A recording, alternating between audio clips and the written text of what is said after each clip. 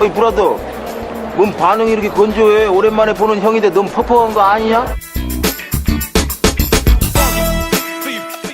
이 양반이 좀 정신을 좀 혼미하게 하시네 이거. 뭐 하는 거야 지금? 나 정확하게 그 눈빛을 너한테 읽었는데 인마. 야 4885 너지? 너나 잘하세요. 나 이대 나온 여자야. 난 저기 모히또 와가지고 몰디브나 한잔 하려니까. 매력적인 꼰대들의 영화 잡담. 영화로 스타가 되고 싶은 사람들과 영화를 마스터하고 싶은 사람들이 만드는 딱 대중의 눈높이로 보고 듣고 이야기하는 시네마스타 시작하겠습니다. 안녕하세요. 네, 안녕하세요. 안녕하세요. 윤가은 감독님 모시겠습니다. 큰 박수로 네. 맞아주십시오. 네, 어서 오세요. 감독님과 함께 비가 다시 한번 내리고 있습니다. 여러분 큰 박수. 감독님이 뭐니까? 와, 와, 오, 어떡할 거야. 이렇게 하늘도 보고 싶어하는 윤가은 감독님. 약간 포세이돈 느낌이신데요. 오실 때마다 와. 비가. 예. 알겠습니다. 앉으시고요. 네, 앉으시죠. 네. 자, 오늘 영화 어떻게 재밌게 보셨습니까? 아, 너무 재밌었죠? 어휴, 빗소리 봐, 빗소리. 어떡하니 이거? 우리도 여기 나가서야 되는 거 아니야? 죄송합니다. 아, 정말 죄송합니다. 저희가 맞아야 될 것 같아요. 저희가 여기 있어서 너무 죄송해요. 그러니까요. 자리를 받고 싶은데. 아, 근데 기상청 체육대회 때도 비 왔대요. 네, 우리나라가. 예. 뭐. 하루 빨리 슈퍼컴퓨터가 제 역할을 예, 뭐 하도록 어쩌겠어요. 예. 응원하겠습니다. 죄송합니다. 너무 죄송합니다. 네, 이왕에 맞은 거 저희도 끝나고 맞겠습니다. 네, 네. 감사합니다. 오늘 지금 이 자리에 오신 분이 140분 오셨어요. 와. 그래서 140명이 이제 같이 영화를 보셨는데 어저께 공식 집계된 우리들 관객 수가 37,013명. 아까 37,013명에 140명이 더 한 거니까 아, 네네네. 끝까지 기억해 주셔야 됩니다. 여기는 공개가 안 잡히거든요. 저희들이 본 거는. 아 그래요? 네, 저희는 집계가 안 돼요. 아 어쨌든 37,100. 53명. 이렇게 아, 이렇게 비가 오는데도 불구하고 자리를 계속 지켜주신 여러분들한테 굉장히 감사드리고요. 윤가은 감독님의 인사 말씀을 먼저 듣겠습니다. 네. 아이고. 안녕하세요. 영화 우리들을 만든 윤가은입니다. 만나서 반갑습니다.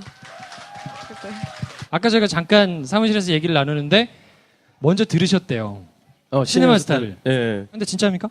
네. 준비하신 멘트 아니죠? 네, 진짜입니다. 네. 그래서 여러분들하고 같이 시네마스타를 듣고 계셨던 거죠. 네. 그렇죠. 그 얘기를 감독님이 직접 했으면 되게 감동이고 멋있었을 텐데. 아, 오늘 왜 이래? 저희 방송 처음 들었을 때 어떠셨어요? 제가 이 팟캐스트를 이제 친구 중에 한 명이 그 링크를 보내주면서 네가 이거를 꼭 들어야 한다 이렇게 저한테 보내줬는데 사실은 제 거 방송편 듣기 전에 다른 방송부터 보기 시작했는데 저희 방송 중에 다른 방송 네, 중에. 되게 긴장이 되더라고요. 죄송합니다. 네.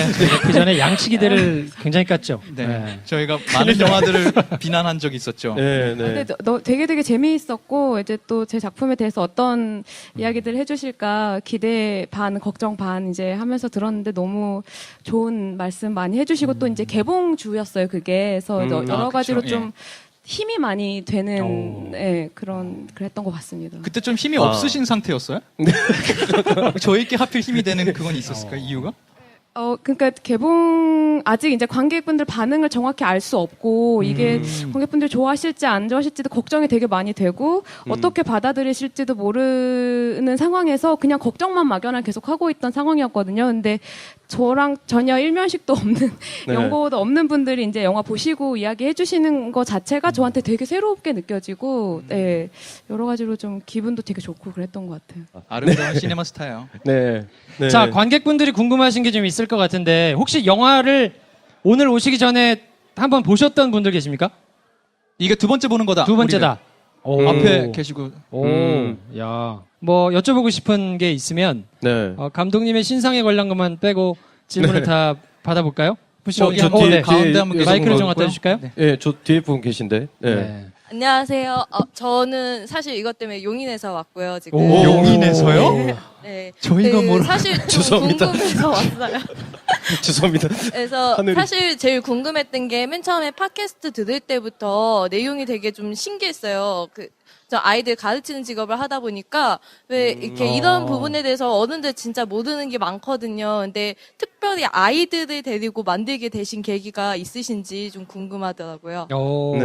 먼저 진짜 멀리서 와주셔서 너무 감사합니다. 그리고 날씨 정말 죄송합니다. 네, 날씨 죄송합니다. 정말 너무 날씨 죄송하고 죄송합니다. 예, 끝까지 계셔주셔서 너무너무 감사드리고요. 네. 그 이야기 자체는 그 저의 굉장히 자전적인 경험에서부터 출발한 시나리오고, 예, 이게 뭐 100% 옮겨와서 그대로 뭐 쓴 건 아니고 이제 시나리오 단계에서 굉장히 많이 각색이 되면서 뭐 여러 가지가 바뀌었지만 뭐 이런 식의 관계 그리고 그런 관계 속에서 생기는 어떤 미묘하고 복잡한 마음들 그런 것들은 제가 겪었던 데서 출발을 한 거고 그런 것들을 좀 담아보고 싶다 이런 생각을 되게 오랫동안 해왔던 것 같아요. 그래서 언젠가 뭐 장편 영화를 만들 기회가 주어지면 이런 이야기를 좀 제가 잘 아는 얘기이기도 하고 더 알고 싶은 이야기이기도 해서 이런 이야기로 한번 시작을 해봐야겠다. 뭐 저한테 좀 익숙하고 좀 중요한 문제라서 그렇게 시작을 했던 것 같아요. 네. 실례지만 그럼 본인의 경험이 어느 캐릭터 어느 쪽에 계셨습니까? 대답 안 하셔도 괜찮아요. 보라였다 이러면 뭐 그냥 큰일 나는 거니까. 그 아주 어렸을 때의 그 경험은 선이랑 좀 비슷했던 것 같은데 좀 크면서 지하였던 적도 있는 것 같고 본의 아니게 보라였던 적도 있지 않았나 이런 생각을 좀 시나리오 쓰면서 약간 감정이입이 계속 전 캐릭터에 자꾸 돼가지고 네, 그런 생각을 좀 많이 하면서 했던 것 같은데 전반적으로는 선이랑 좀 비슷하지 않았나 여기 보라가 싶습니다. 계속 일관되게 보라 방송에 들으신 분들이 계시다면 네. 많이 뉘우쳤대요. 예, 제가 영화를 보고 사과할 분들이 많아요. 네. 전작도 보면 그 단편 영화들이 주로 이제 아이들의 그런 걸 다룬 게 많았잖아요. 장편에서 뭔가 이렇게 하고 싶으셨던 얘기를 정점을 찍은 느낌인데 하실 얘기가 더 남았나요? 아니면 이제 조금 다른 소재로 좀 옮겨가실 계획인가요?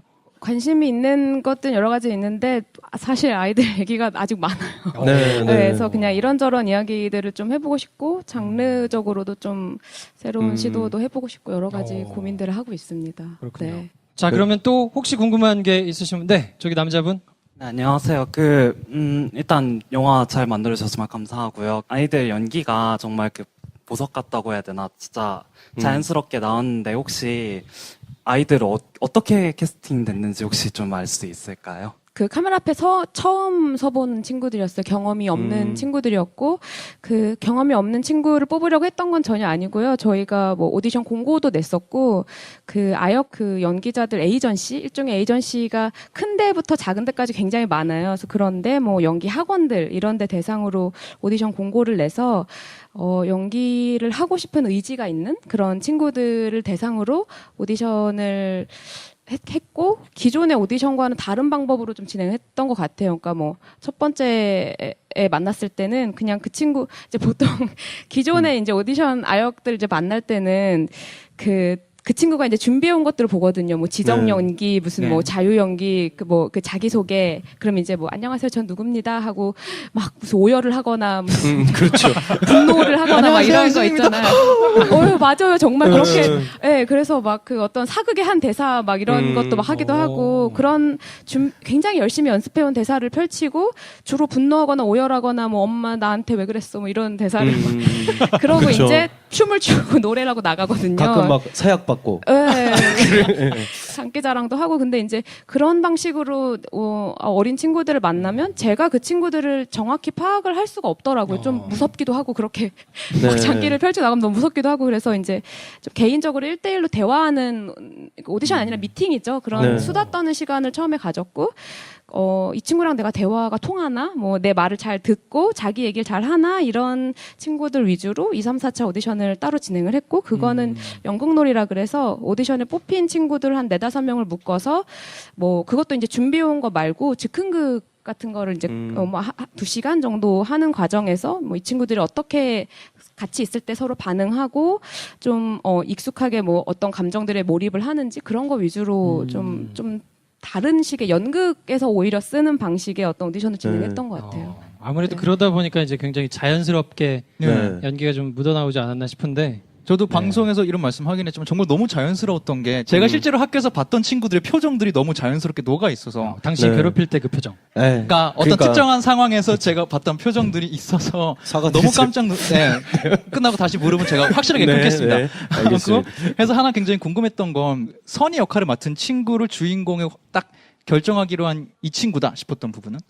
그 선 역할을 맡은 친구 이제 최수인이란 친구인데 네. 최수인 배우는 굉장히 좀 선이랑 닮은 점이 있었어요. 그러니까 되게 얌전하고 실제로 얘기를 나눌 때. 네, 되게 얌전하고 뭐 이렇게 막 연기를 하고 싶어 하긴 하는데 막 자기 표현이 많거나 그런 게 아니라 주로 상대방 얘기를 많이 듣고 좀 말할 때도 되게 조심스럽게 이야기하고 되게 인상적이었던 거는 다 같이 이제 모여서 오디션을 하는데 보통 그럴 때는 이제 다 돋보이고 싶어 하거든요. 이 네, 친구들이. 그쵸. 그러니까 막 즉흥적인 상황을 주면은 그 상황 이상의 것을 막 해보인다던가 욕심이 앞서서 그래서 뭐 대사를 너무 많이 자기 말을 막 너무 많이 하고 친구를 말을 뺐거나 이런 경우들도 있는데 그 친구는 정확히 그냥 그 상황에 몰입을 한 상태에서 그냥 그 상황 자체로 들어가는 거 이상의 거를 하지 않더라고요. 그러니까 자기를 보여주려는 그때 의지보다는 그 친구가 맡은 역할은 근데 주인공은 아닌 상태에서. 근데 이것저것 돌아가면서 다 했었어요. 예. 예. 근데 어떤 상황이 되든 그냥 그 상황 자체로만 몰입을 하는 친구였고 그게 오히려 좀 시선이 많이 가고 저 친구 되게 독특하다, 매력 있다 이런 생각을 그때 좀 많이 했던 것 같아요. 그러니까 이 연기 학원에서도 오열을 안 가르쳤으면 좋겠어요. 오열을 하거나 오열을 따로 가르칩니까? 막 오열도 가르치고 뭐 드라마 대사 이런 거를 로봇처럼 막 엄청 잘하거든요. 딕션이 우리보다 더 좋아요. 제가 학원을 좀 다녀야겠네요. 그러니까 그런 걸로 이제 막 딱 보고 돋보인다 싶은 연기는 드라마나 이런 데는 어울릴지 모르겠지만 죄송합니다. 제가 말을 하니까 제가 오늘 방송 끝나기 전까지 100번은 채우겠습니다. 죄송하다는 말씀으로. 예. 네. 자, 그러면 혹시 네. 다른 거 궁금한 분 혹시 계십니까? 네. 두 분, 여기 앞에. 한 분, 네. 여기 한 분. 네. 이게 앞에서 제일 비를 앞에. 맡고 계신 네. 너무 고생하셨어, 아버님. 예. 사우나 오신 것 같아요. 수건을 네. 목에 두르시고. 영화 두 번째 보니까 좀 그 디테일한 주인공들의 뭐 표정이라든지 그런 거 더 잘 보여서 더 재밌게 볼 수 있는 기회였고요. 감독님께서 말씀하신 것처럼 아이들의 관계에 대한 이야기였고 그 관계의 변화의 흐름이 피구라든지 아니면 또 다른 대상을 통해서 아이들의 관계의 흐름을 대변해서 이렇게 보여주려고 했었던 것 같은데 특히 그중에서 아이 손톱 색의 변화에 대해서 이제 많이 눈길이 갔어요. 그래서 처음에 봉숭아물에 붉은색의 봉숭아물이다가 그 봉숭아물 위로 하늘색 매니큐어가 칠해지고 또 그 매니큐어마저 이제 벗겨져 가면서 손이 점점 하얘지고 이제 마지막에 남은 손톱의 변화는 모든 게 다 없어지고 한 손가락에 걸려있는 초생딸 같은 그 봉숭아가 하나가 나오면서 이제 마지막 장면으로 이제 넘어가더라고요.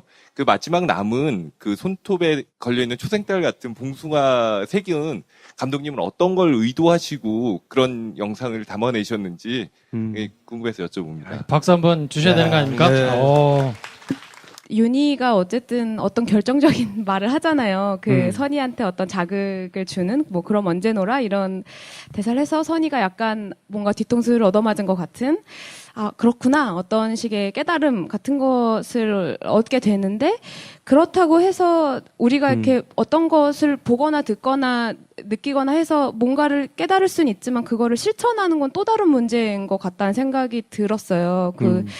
그럼 언제 놀지라고 생각은 할 수 있지만 어떤 용기를 내야 되는 것이 필요한데 그냥 시나리오를 쓰다가 선희가 그냥 그런 어떤 외부적으로 할아버지를 보낸 아버지를 봤을 때 어떤 상실감을 대신해서 느꼈던 것도 있고 윤희를 통해서 어떤 것을 얻은 것도 있지만 동시에 본인 스스로 어떤 힘을 내고 용기를 냈으면 좋겠다는 생각이 들었는데 그때 이 친구가 뭐를 보고 그럼 어떤 식의 스스로 힘을 낼 수 있을까 이런 걸 그냥 시나리오 쓰면서 고민을 하다가 이건 제가 끝까지 좀 생각을 했던 건데 최수인 배우 그 버릇 중에 손톱 깨무는 게 있는데 저도 손톱을 어렸을 때 되게 많이 깨물었었고 그것도 이제 항상 손톱이 짧아져 있어요. 근데 이제 그 지아도 그렇고 설혜인 배우도 그렇고 근데 이제 저도 시나리오 쓰면서 계속 손톱을 깨물고 이러다가 이제 어느 순간 자기 손톱을 볼 수 있겠구나. 그러면 이제 이거 자체는 어쨌든 선희 입장에서 지아를 위로할 때 가장 말없이 자기의 방식만으로 위로를 했던 어떤 봉숭아물 들여줬던 게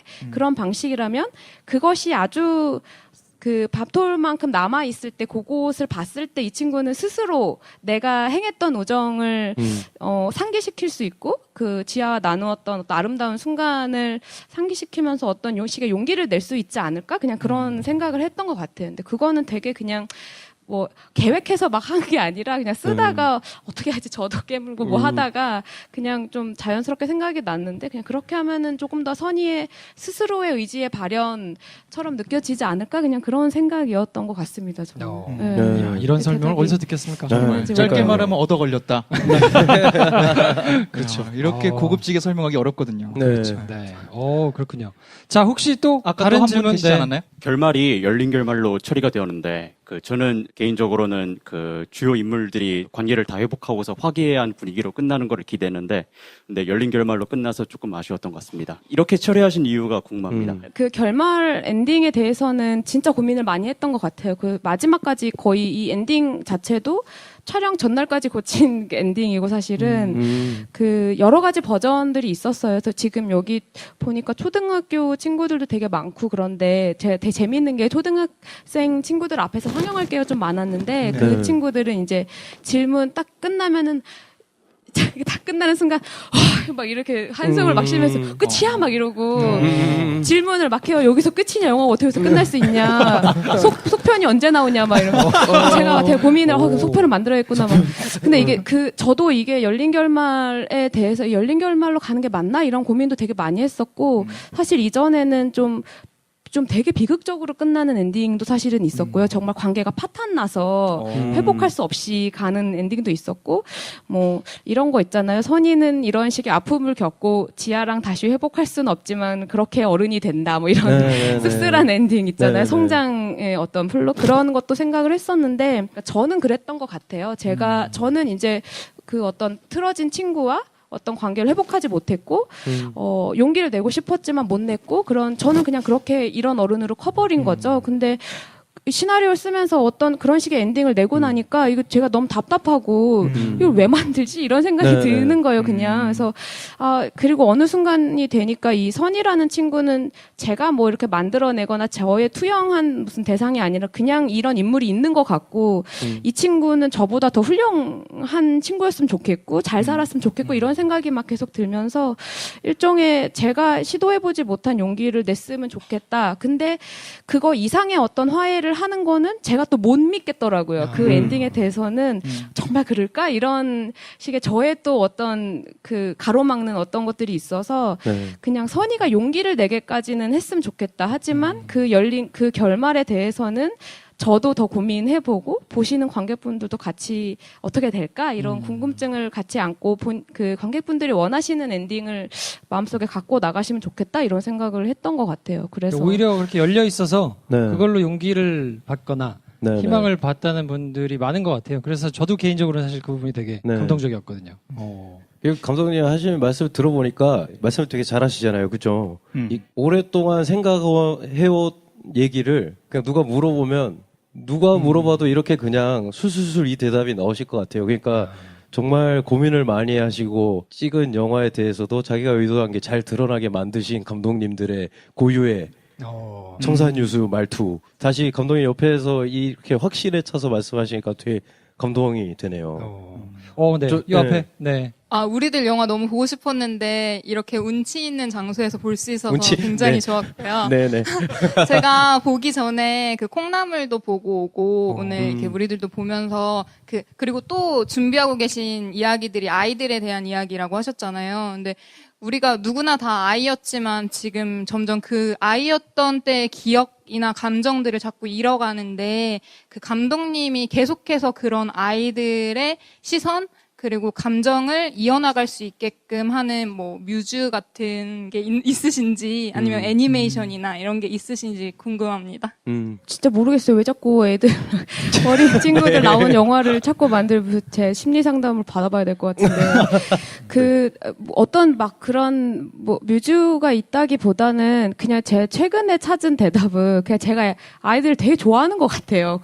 되게 단순한 건데 그냥 이렇게 뭐 길거리 지나가다가도 아이들 있으면 그냥 그 시선이 그냥 고정되고 보고 싶고 듣고 싶고 알고 싶고 뭐 이런 생각이 드는 게 저도 저 자신을 비록 이렇게 나이가 많이 먹긴 했지만 어른이 어느 순간부터 난 어른이야 이런 생각도 사실은 안 하고 산 것 같아요. 그냥 뭔가 계속 자라는 중인데 어린 시절의 저와 지금의 제가 별로 차이가 없는 거 그냥 뭐 경험이 좀 늘고 지식이 좀 많아졌던 것 뿐이지 내적으로 그 마음이 작동하는 원리 같은 건 되게 똑같다는 생각이 들고 그래서 그런 상태로 계속 제가 남아있는 것 같아서 그런 것 같고 그냥 성향 자체가 아이들 좋아하고 뭐 일종의 성장 소설 뭐 성장 영화 이런 거 되게 좋아하고 그런 것들을 좀 많이 보려고 하고 제가 그냥 20대 때 가르치는 일을 좀 많이 했었어요 아이들을 그러니까 그런 게 좀 남아있어서 그런 것 같기도 하고 일종의 덕후 같은 거 애덕후 뭐 이런 거 네. 그냥 이렇게 관심이 좀 많이 가는 것 같아요 그런 것 자체에서 좀 친구 궁금한 거? 이 친구 질문. 선이 동생 윤희가 되게 재밌었는데 어떻게 캐스팅 됐는지 궁금해요. 윤희가 어떻게 캐스팅 됐나? 그리고 원래 윤희 성격이 그랬는지도 궁금해요. 윤희한테 반해서 윤희가 마음에 들었어. 전국을 찔렀어요. 네. 윤희가 어떻게 캐스팅 됐나? 그리고 네. 윤희의 성격은 원래 그런가? 원래 그렇다면 연락처 뭐 이런 거. 네. 네. 되게 예리한 질문인 것 같아요. 윤희 성격은 원래 그래요. 원래 그렇고 윤희 사실은 제가 생각했던 원래 시나리오 쓸 때 윤희는 약간 오히려 선의의 복제품 같은 그런 느낌을 생각했던 것 같아요. 되게 얌전하고 무슨 꼬마 철학자 같이 돌을 깨친 것 같이 얌전하고 뭐 조용히 있다가 툭툭 뭐 좀 어른스러운 말 던지고 이런 오히려 그런 캐릭터 생각했는데 그런 친구들 좀 얌전하고 조용한 친구들 만나다 보니까 이 친구들은 오디션을 보다 보니까 그 친구들은 정말 너무 얌전하고 조용해서 어떤 표현의 욕구도 없고 그냥 이렇게 오디션 들어오면 이렇게 그냥 이러고 있다 나가고 그러더라고요. 그래서 저도 그 오디션 보는 과정이 되게 지쳤었고 어떻게 하면 이 어린 친구를 만날까 이런 고민을 하고 있는데 그때 이제 그 윤 역할을 맡은 친구는 강민준이라는 친구예요. 강민준 배우는 찍을 당시에 초등학교 들어가기 전 7살이었고 지금 초등학교 1학년이 됐어요. 근데 이제 그 친구가 정말 오디션 저희가 되게 저랑 조 감독이랑 되게 지쳐 있었는데 다음 이렇게 했더니 그 오디션장 문을 정말 박차고 들어왔어요. 막 들어와서 정말 씩씩하게 들어와서 자리에 딱 앉아서 보통은 그 어린 친구들이 어른들이 있으니까 쫄거든요. 말도 잘 못하고 근데 막 갑자기 질문을 하는 거예요 저희한테 뭐 제가 몇 번째예요? 뭐 여기서 뭐 하는 거예요? 누구예요? 뭐 누나 누구예요? 누나 누구예요? 뭐 이러고 되게 이건 뭐 무슨 영화냐 막 되게 꼬치꼬치 깨묻다가 갑자기 뭐 자기가 오늘 유치원에서 뭘 했는데 자기 얘기를 막 하고 그러니까 막 거의 압도를 막 했어요 저희를. 그래서 사실은 저희가 오디션을 봐야 되는데 그 친구가 저희를 오디션 보고 나갔어요. 그러고 제가 출연할지 말지 결정할게요. 약간 그런 분위기로 너무 재밌게 놀고 장난치다 그냥 나간 거예요. 그래서 그리고 이제 저도 너무 뭔가 홀린 것처럼 되게 막 에너지가 막 생기고 저 누구지 막 이러고 있는 상황에서 그 연기 학원이었는데 학원에 어떤 매니저 선생님이 마음에 드시는 어린 배우가 있었나요? 해서 제가 그 강민준이라는 친구가 되게 에너지가 좋고 활력이 있는 것 같다 이렇게 말씀드렸더니 보통 그러면 추천을 해줘야 되잖아요. 그 선생님들이 그 배우는 뭐가 좋고 이렇게 말씀해줘야 되는데 민준이는 장난을 많이 치고요. 막 이런 얘기를 되게 조심스럽게 하시는 거예요. 막 말을 잘 안 들을 수도 있고 이렇게 하는데 오히려 그게 저한테 너무 매력이 있더라고요. 그래서 근데 정말 그 친구는 누구의 말도 듣지 않았어요. 현장에서. 저의 말도 듣지 않았고 그냥 본인이 원하는 대로 움직인 거고 저희가 어떤 상황을 만들어주면은 그 상황 안에 굉장히 몰입을 잘하는 친구였어요. 그리고 자 엄마 이렇게 다 있고 그냥 다 세팅이 되놓으면 저희는 그냥 그 강민준 친구를 밀어 넣었죠. 그럼 이제 그 친구가 나머지 다 한 거예요. 뭐 김치볶음밥 만드는 것도 그냥 자기 입에서 막 튀어나온 대사들이고. 정말 천재. 그런 친구가. 뭐 마지막 대사만 다 외운 거고 그 전까지는 이제 다 이게 뭐 이렇게 이런 말을 할래? 그러면 이제 그걸 자기 말로 바꿔서 막 그런 것들 되게 잘하는 친구였어요. 그럼 그 마지막 대사는 그 친구가 대사를 소화한 톤은 그게 감독님 처음에 생각하셨던 거와 비슷한 건가요? 아니면 톤은 그 친구가 맘대로 한 건가요? 그것도 원래는 조금 더 그렇게 무슨 되게 어떤 깨달음을 주는 것 같은 그런 식의 좀 더 조용한 대화를 생각했는데 그 친구의 이제 말 자체가 이제 약간 툭툭 쓱쓱 내뱉는 시크하고 약간의 게으른 말투 같은 게 있어요. 그리고 이제 그 현장 자체가 너무 덥고 이제 힘든 촬영이었어서 본인도 약간 짜증이 났고 그런 상황에서 진짜 그러니까 언제 놀아 약간 진짜 이런 막 이렇게 하면서 한 거군요. 실제로 근데 그런 게 오히려 좀 영화적으로 도움이 되지 않았나 싶더라고요. 그러니까 그걸 연기했으면 얼마나 무섭겠어. 그걸 그렇게 언제 나라 수고하셨습니다. 그렇지. 이상하잖아. 그치, 이상하지. 자, 그러면 어떻게 한두 분 정도만 더 질문을 한번 좀 받아볼까요? 영화 잘 봤습니다. 그리고 이제 나중에 엔딩 크레딧 보다 보니까 이제 아토라는 제작사에서 이제 한 거던데 얼마 전에 부천 갔다가 단편선을 봤는데 아이들을 단편으로 찍은 게 있었는데 거기도 그 중에 이제 아토라는 제작사가 눈에 들어오더라고요. 혹시 이게 제작사하고 뭐 잘 모르실 수도 있는데 제가 그 제작사에 대해서 좀 알고 싶고요. 뭐 제가 찾아봤더니 동방신기 팬클럽 나오더라고요. 또 감사한 분의 첫 번째로 김기덕 이렇게 나오더라고요. 해피하게 이제 상상을 하고 있는데 이제 그 분의 이름이 나오니까 좀 이렇게 제가 상상했던 게 다 깨지더라고요. 그래서 그 부분을 좀 해명을 드렸습니다. 왜 그렇죠. 땡스초에 네. 그분의 이름이 들어갔는지. 동방신기 팬클럽에서 제작을 했느냐? 동방신기의 팬클럽 분들이랑 전혀 관계가 없고요. 제가 영화학교를 졸업을 했는데 그 영화학교의 기획 전공 분들이 이제 만든 영화사예요. 새롭게 만들고 저희 우리들이란 영화가 창립작 이고요. 단편들 배급도 하는 회사라서 이제 막 시작한 단계의 회사고 저랑 이제 같이 작업을 했던 그 제작 PD님이 김수모 PD님이란 분인데 그분이 김기덕 필름에서 이제 김기덕 감독님이랑 같이 오랫동안 작업을 하신 분이세요. 그래서 이제 고마운 분들의 PD님의 어떤 사수님으로서의 김기덕 감독님이 들어왔습니다. 그렇군요. 어떻게 해명이 좀 됐나요? 저는 사실 한 번밖에 뵌 적이 없어서 잘 몰라요. 네. 자, 그러면 마지막으로 한 분 정도만 질문을 좀 더 받겠습니다. 네, 저 가운데 계신. 학창 시절에 대해서 그리고 있는데 사실 학창 시절 지내다 보면은 뭐 아픈 기억도 많고 힘들었던 기억도 많잖아요. 근데 그게 참 구조로 참 보였던 것 같아요.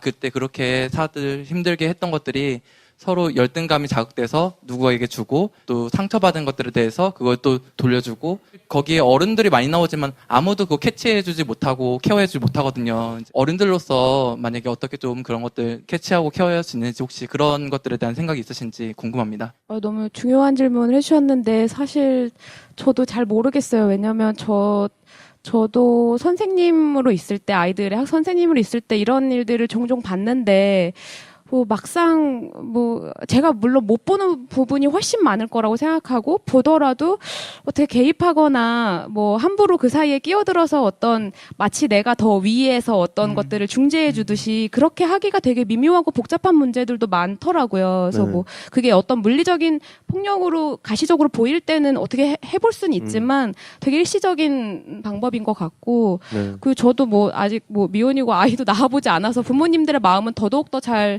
모르겠고 사실 되게 노력하고 계신다고 생각해요. 그 모든 어른들이 아이를 키우는 부모님이든 선생님들이든 영화에서 캐치를 못하지만 저는 이게 나쁜 어른들이라고 생각은 안 했던 것 같아요. 저 스스로는 나름의 노력은 하는데 그 노력에 어떤 가닿을 수 없는 지점들이 있고 실제로 근데 그 어린 친구들은 그것을 너무 잘 알고 있다고 생각을 하거든요. 제가 어렸을 때 그랬고 그 현재 어린 친구들도 이것은 부모님 선생님들이 함부로 이렇게 나서서 어떻게 해결해 줄 수 있는 그런 식의 단순한 문제가 아니라는 것을 본인들이 잘 깨닫고 있다는 거. 근데 그런 것들을 오히려 그냥 방법은 없는 것 같고, 방법을 잘 모르는 것 같고, 그렇게 우리 친구들이 그렇게 생각하고 있다는 거를 알아야 될 것 같고, 어른들이 믿어줘야 되는 거가 가장 기본이라는 생각이 좀 들고요.